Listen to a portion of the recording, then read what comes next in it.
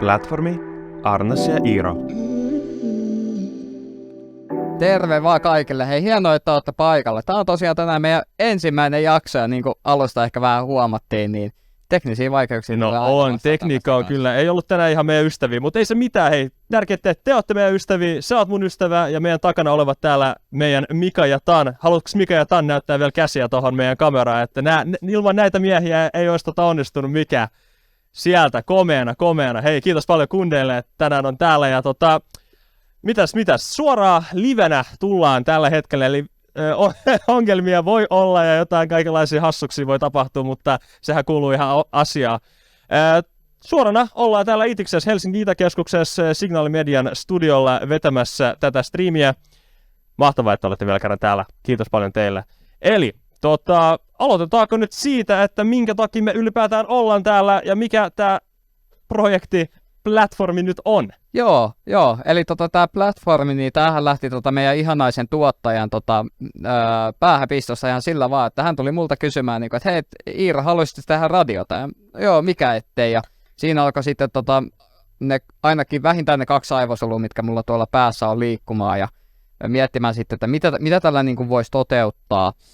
Ja mun ajatuksena heti alkuun oli se, että nyt kun mä oon päässyt tekemään paljon töitä tässä nuorten lupaavien uusien tyyppien kanssa, ketkä on alkanut tekemään alalla, oli sitten tapahtumia, oli sitten DJ-hommia, musiikkia, niin miten me voidaan nostaa näitä nuoria tätä skeneä, miten me voidaan sitä uutta vaihtoehtokulttuuria tuoda esille, koska tällä hetkellähän Suomessa on hyvin vakiintunut se skene, että no vaikka yöelämässä mennään baariin ja siellä on sitten se sama soittolista, ihan sama minne sä meet, niin miten me voitaisiin muuttaa tätä? Me ollaan kuitenkin niitä nuoria, ketkä tulee tulevaisuudessa tätä alaa rakentamaan ja tekemään, niin se on mun mielestä myös hyvin tärkeää, että siitä puhutaan. Todellakin, ja siis periaatteessa jos, Iiro tietenkin osaa puhua hienosti ja kaikkea, mutta siis ihan basics, jos pienelle lapselle selittäisi, eli halutaan tehdä vain joku platformi, eli niin kuin tämän projektin nimikin on platformi, eli alusta uusille ihmisille, uusille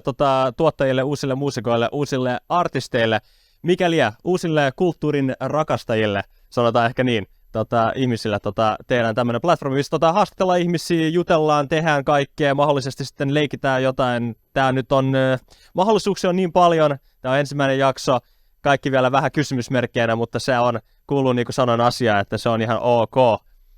Joo, nimenomaan, että tässähän niin kuin isoimpana ajatuksena on nimenomaan se, että kun me halutaan nostattaa juurikin teitä nuoria katsoja, nuoria tekijöitä, niin meidän päätavoitehan tässä on se, että me ensinnäkin halutaan soittaa just teidän musaa radiossa. Me halutaan kuulla, mitä te teette, me halutaan esittää sitä laajemmalle yleisölle. Ja sen lisäksi me tuodaan sitten joka viikko tänne myös sitten ainakin yksi DJ-vieras. Tänäänhän meillä on tulossa Mira Moore tänne paikan päälle, eli Playhouse-kollektiivin co-founder. Kyllä, eli aika iso kyllä nimi loppujen lopuksi ensimmäisen jaksoa. Pakko sanoa, että ollaan kyllä aika ylpeitä siitä ja innoissaan. Se tulee ihan kohta tämä henkilö. No ei nyt ihan kohta, mikä on nyt ihan kohta, riippuu kuka sanoo. Mutta siis tulossa tuossa todennäköisesti 40-50 minuutin sisällä. No tuossa itse asiassa puolelta, 8 minuutin päästä. Miro koitti mulle tuossa just äsken soittakin, mutta nyt tässä lähetyksen kesken ei ehkä uskalla lähteä vastaamaan, mutta jos Miro oot siellä kuulolla, niin me tullaan kohta pelastamaan sut täältä Stoan tunneleista tänne paikan päälle. Innoissa ollaan todellakin, mutta siis kaikenlaista tulossa, joskus keskustellaan vaan 2 Iironkaan, koska Iirolla siis on todella paljon kerrottavaa ja mulla on tosi isot korvat, niin kuin näette komarasta, isot korvat, eli halutaan kuunnella myös paljon asiaa ja oppii uusia juttuja tällä matkan aikana, että ihan oikeasti siistiä kamaa tulossa ja mahtavaa. Muistakaa myös, että tällä hetkellä meillä on pelkästään IG meidän some-kanavistana tai kanavana, niin käykää tsekkaa se, eli platformi ilman äätä, platformi radio IG:ssä, niin käykää tsekkaa se, voi seuraa, siellä on pari kuvaa, siellä on vähän myös descriptionia, eli vähän kerrottu, mistä tämä homma puhuu ja mitä me täällä tehdään, mutta paljon muuta tulossa sinne todellakin ja liikutaan eteenpäin, mutta katsotaan, se tulee aikanaan. Joo, ja tässä ehkä nyt niinku voitaisiin ehkä vähän laajentaa myös sitten sitä näitä meidän taustoja tästä, että mitä ihmeen jätkiä me ollaan oikein puhumaan tässä, että niin millä perusteella me näitä osataan. Niin omasta puolesta mä voin nyt puhua siitä, että mähän on DJ:nä harrastuksena aloitin aikana 13-vuotiaana tekemään ja opettelemaan, että miten tällaisilla laitteilla voi soittaa, ja loppujen lopuksi mä päätyin sitten siihen, että mä aloin soittamaan yöklubeilla, mä aloin tuottamaan musiikkia, ja sitten luonnollisesti moni yöklubilla käynyt tietää sen, että siellä on pitkälti ne samat kappaleet, välillä tulee uutta, välillä tulee cha-cha-chaata, välillä tulee rampampamia, mitä nyt ikinä, ja sitten ne soi siellä taas sen seuraavan vuoden vähintään. Ja tää oli ehkä niinku sellainen mulle niinku aina vähän, korviin tai silmiin pistävä, miten sen nyt tykkää kuvaillakaan, asia, jonka mä sitten klubi-DJ:nä koin, että kaipaisi vähän muutosta, ja mikä sen parempaa, kun lähtee sitten nuorten kautta sitä rakentamaan, koska me ollaan innokkaita, me halutaan tehdä, ja me löydetään aina uusia hyviä keinoja sille, että miten me voitaisiin muuttaa asioita. Just näin, mutta ennen kuin me liikutaan enemmän Iron historiaa ja elämänkertaa, niin laitetaan joku biisi soimaan hetkeksi. Kuunnellaan jotain uutta tuoretta, eli siis periaatteessa tässä myös platformissa me kuunnellaan myös uusia biisejä sekä Suomesta että sitten ulkomailtakin, ja tietenkin sitä yritetään myös nostaa just näitä junnuja ja nuorta porukkaa täältä Helsingin ja Suomen huudelta sitten loppujen lopuksi. Joo, ja nyt kun huudeista puhuttiin, niin lähdetään suoraan tonne Malmin suuntaan. Et tässä nyt ensimmäisenä Gazellien katto auki, ei ehkä nuorempia kundeja, mutta tosi isoja pioneereja suomalaisen bilemusiikin saralla varsinkin. Kyllä. Eli tässä Gazellit ja katto auki. Yes, ja se oli Malvin Novan mestarit, tai Malvin mestarit, sanotaan niin ehkä. Gazellit ja mikä biisin nimi oli vielä? Katto auki. Se on itse asiassa tällä hetkellä Suomi 50-listalla aika korkealla muistaakseni, että se on kyllä tällä hetkellä aika kuunneltu biisi. Joo, ja siis niin tosi mielenkiintoisella tavalla, koska toihan ei ole sitä perinteisintä suomalaista poppi- tai bilesoundia ehkä mitä kuullaan. Et siellä on tosi sellaista ulkomaalaista, niin kuin, mitä siellä nyt olikaan lehmänkelloa, ja tavallaan sellaista lehmänkello-soundia justiinsa, että itse dikkaan biisi tosi paljon, ja tää ei ole vielä löytänyt tietänsä tonne yöklubisoittoon, mutta muista tuntuu, että ihan kova. Se on liian tuore vielä siihen. Eikö se tullut vasta niinku viikko sitten? Joo, että sillä uudella albumilla olisiko se ollut viikko vai pari sitten perjantaina. Joo, itse olen kuunnellut myös sitä albumia jonkun verran, että tosi hyvää kamaa, ja Gazellilla on oma myös semmoinen niinku style oikeasti, että tiedetään sitten, että huomaa, että ne on niinku Gazellin biisi siinä mielessä, että ei kukaan muu tekemässä semmoisia biisejä viime aikoina ainakaan Suomessa. Joo, ei, että Gazellilla on tosi uniikki se soundi siinä, mitä ne tekee, ja tykkään tosi paljon, että se on myös tosi tällaista niinku DJ-ystävällistä tavaraa, mitä pääsee sitten soittamaan yöklubeilla. Että sanoisin, että Gazellit voidaan ottaa vielä aika paljonkin. Sieltä tuottaja huutelee. Tuottaja huutelee siellä, mutta ihan oikein hyvä, koska me tarvitaan vähän jeesi tässä. Liukuja vähän ylöspäin, että meidän äänetkin kuuluu vähän paremmin. Me itse asiassa vieras on tullut tänne myös tervehtiin, mutta ihan kohta aloitetaan hänen kanssaan. Vielä hetken saa olla iisisti herra Miro. Mutta joo, kyllä, biisi oli hyvä ja kaikkea sellaista. Mutta aloitetaan nyt siitä, että ensinnäkin tutustaa vähän Iiro suhun. Eli ensinnäkin sun DJ-nimi on Diron.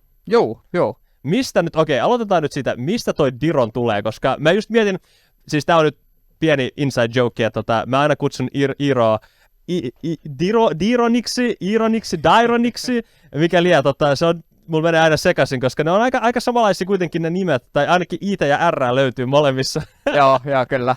Mut mistä Diron tulee? Ja muistakaa, että se on Diron, ei Dairon, tai paitsi sit kun sä menet jenkkeihin. Niin, sit jos lähtee ulkomaille, niin se on niinku pakollakin Dairon siinä kohtaa, että Suomessa vielä ainakin tähän asti on päässyt Dironilla, mutta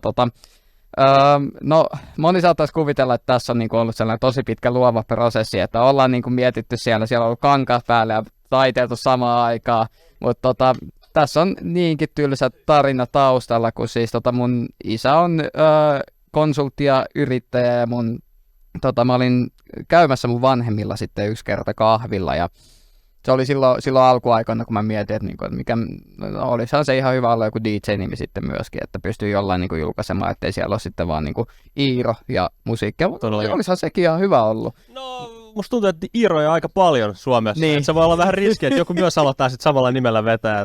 Joo, mutta tosiaan sitten mä mietin siinä vähän niin kuin ääneen sitä samaa asiaa, ja mun faijan yrityksen nimi on Dikon.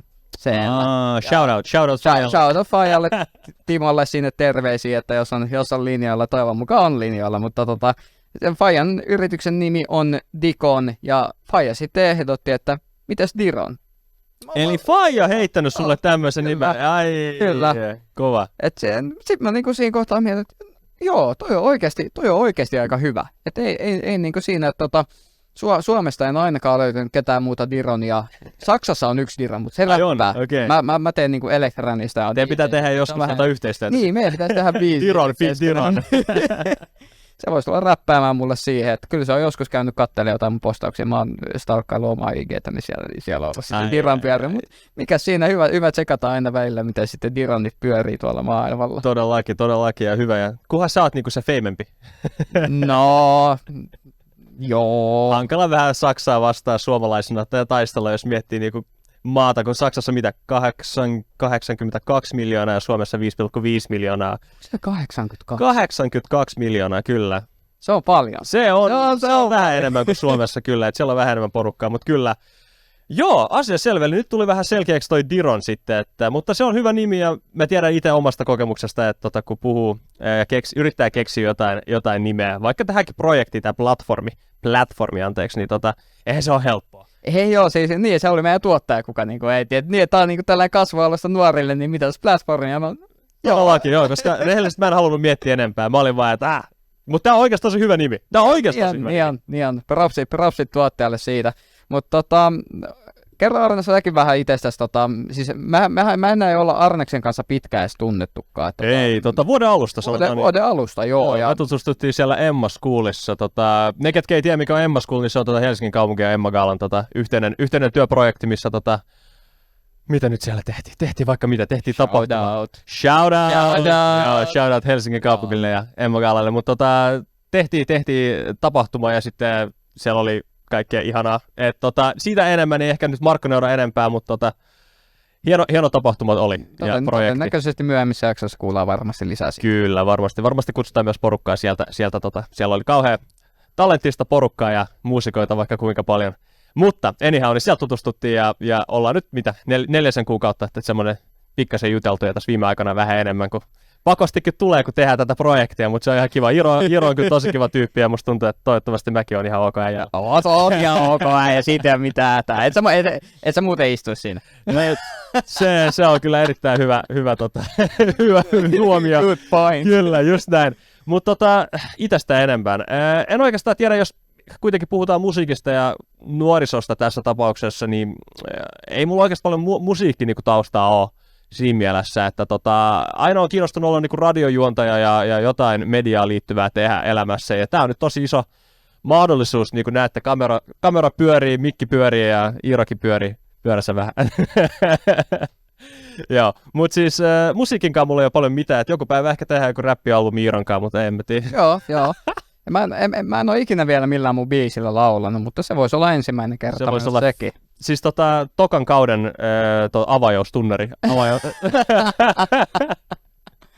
Joo, se olisi ihan kova. Mutta hei, meillä on tässä 10 minuuttia aikaa ennen kuin otetaan sitten mun viikon miksaus. Elikkä tuossa 6:15 täällä platformissa, niin otetaan aina sitten tällainen Dironin viikon miksaus, eli siihen mä nostan tällaisen niin kuin ehkä mun nykyistä soundia sitten enemmän, ja mikä on sitten lähimpänä ehkä sitten mua niin kuin artistina, että minkälaisella musiikilla niin kuin itse tykkään itseäni edustaa, että sehän tietysti sitten ei ole sellaista musiikkia, joka soisi yöklubeilla ehkä. Tästä todennäköisesti tullaan puhumaan, jos ei tänään, niin sitten ainakin ensi viikon jaksossa, koska Iirolla on kyllä todella mielenkiintoinen mielipide tästä, ja olen siis kuullut pikkasen siitä, ja tykkäsin kyllä keskustella tästä aiheesta enemmän, niin jos ei tänään, katsotaan mitä sitten Mironkaan tehdään tänään, mutta jos ei tänään, niin ensi viikolla sitten. Tänäänhän tuli vähän ongelmia ton tekniikan kanssa alussa, niin muuten oltaisiin keskusteltu myös siitä, mutta elämä on life, ei voi mitään. Niin, pitää kerkeä vielä muihin menoihin. Kyllä. Mulla oli tuossa maailman hektisin tunti ennen tätä, ja nyt mun pitää vielä tämän jälkeen kerkeä pelaamaan jääkiekkoa. Niin Äijä on busy mies. Joo. Busy mies. Mut hei, otetaan tähän väliin, otetaan kääriää, mutta ei oteta cha-cha-chaata. No sitä on kyllä kuultu vähän liikaa viime aikoina. Nimenomaan. Kohta viisot, niin En tiedä, ehkä se lähtee Silloin kahteen kuunnellaan. kovempaa, jos sitten voittaa, mutta otetaan väliin Kääriä ja kello 23. Let's get it. Wow, ja se oli Kääriä kello 23. Onks Kääriä siis tehnyt tämän biisin Euroviisujen ton voiton jälkeen, tai tämän uuden musiikin kilpailun jälkeen, vai Ennen itse asiassa. Ennen, okei. Ennen. Joo. Mä just mietin, kun mä en oo kuullut tuota biisiä, ja mä siis, mä tiedän, mä oon huono, mutta mä löysin Kääriän vasta silloin, kun se oli Euroviisuissa. Mä oon semmonen basic musiikin kuuntelija. Joo, no Kääriähän se niinku tarina on melko mielenkiintoinen, että siis Kääriä on tullut myös niinku Yle-soittolistojen kautta. Niinku sillä pikkuhiljaa kasvattanut sitä omaa brändinsä ja kuvaansa sitten ehkä niinku markkinoilla. Ja, siis pitkältihän Kääriä on myös, vaikka laulaakin paljon biisissä, niin myös elektronisen musiikin yksi tekijöistä. Eli tämähän oli niin kuin drum and bass beat, jossa taustalla myös toimi. Kyllä. Näin mä kuvittelenkin, kun mä en siis ole lukenut Kääriästä paljon mitään, mä oon, niin kuin sanoin, juntti. Joo. Mutta siis joo, siltä se vähän vaikuttikin, että ihan kiva ja hyvältä kuulostaa, ja musta tuntuu, että toi kyllä klubissa jumalaisonaisuus. Joo, että siis toihan oli, siis en mäkään siis en mäkään Kääriästä tiennyt oikein, en mä tiennyt kuka se on ennen kuin se tuli Euroviisuun, ja siis musta tuntuu, että monella on sama homma ollut just sen kanssa, että ei oikein tiennyt, mutta sen takia mä tykkäänkin uuden musiikin kilpailusta, se nostaa nimenomaan näitä tekijöitä. Ja Kääriä ei sekään mikään vanha kaveri vielä, että ihan varmasti vielä monta hyvää vuotta edessä, ja nyt hän on niinku Suomen huipulla. No on, ja aika moissassa vielä. Mä katsoin just oli tuolla Madridissa Euroviisu pre-partit olemassa. Se on semmoinen perinteinen juttu, että siellä on joku tapahtuma, missä kaikki kilpailijat, jotka on päässyt Euroviisuihin, niin menee vetämään omia biisejä ja nauttii elämästä ja alkoholista ja kaikkea sellaista. Mutta ne on sen ansainnut kyllä, että pakko sanoa, että että siellä sitten tuli sitten aika paljonkin ulkomaalaista, mitä mä sanoisin, ulkomaalaisen median huomioon.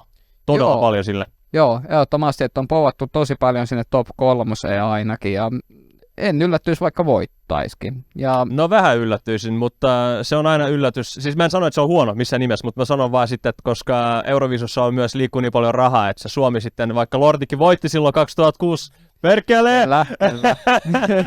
Mutta se olisi kyllä, no en tiedä. Tietenkin se olisi kiva, jos se voittaisi. Joo. Sitten varmaan Nokia-arenalla vedettäisiin toi Euroviisut ensi vuonna.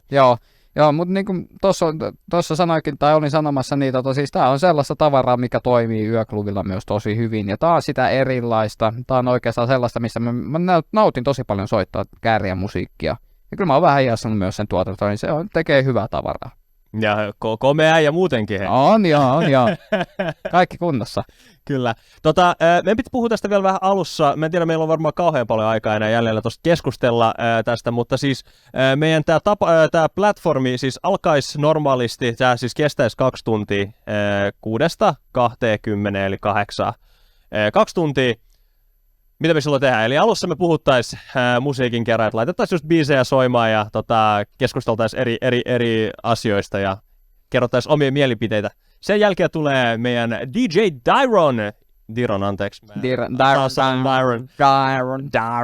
Ei, DJ Diron, Tiski-Jukka Diron, ja vetää 15 minuutin sitten oman semmoisen mixin, tai oman mikä se on? No mixin, joo, niin mistä äijä tykkää, ja just sitä musiikkia, mistä äijä niinku haluaisi kuulla myös baarissa, eikö niin?